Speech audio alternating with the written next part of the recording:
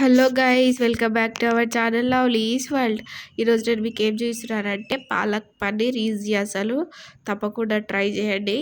ముందుగా ఆయిల్ వేసుకొని ఆయిల్లో చెక్క, లవంగం, సాజీరా అండ్ ఒక బిర్యానీ ఆకు, మీడియం సైజ్ ఆనియన్స్ కొంచెం వేగాక పసుపు వేసేసుకోవాలి. పాలకూర, పచ్చిమిర్చి హాట్ వాటర్లో వేసి పేస్ట్ చేసుకోవాలి. ఆ పేస్ట్ని కూడా వేసుకోవాలి. మంచిగా ఒక 2 minutes వేగనియాలి, అంటే పచ్చి వాసన పోయే వరకు. పన్నీర్ ముక్కల్ని కట్ చేసి వేసుకుందాం. అంటే అవి వేయించకూడదు ఆయిల్లో, ఇలాగే వేసుకోవచ్చు. వాష్ చేసుకొని 1 tablespoon కారం, 1/2 tablespoon సాల్ట్, అంటే మీ టేస్ట్కి తగ్గట్టు, కొంచెం గరం మసాలా వేగినాయి అవి. అప్పుడు మనం పన్నీర్ ముక్కలు వేసేసుకోవాలి. పన్నీర్ వేసుకున్నాక ఒక 3 to 4 minutes ఉంచితే చాలు. లాస్ట్ కొత్తిమీరతో గార్నిష్ చేసేయండి. నేనైతే చపాతీతో తింటున్నా.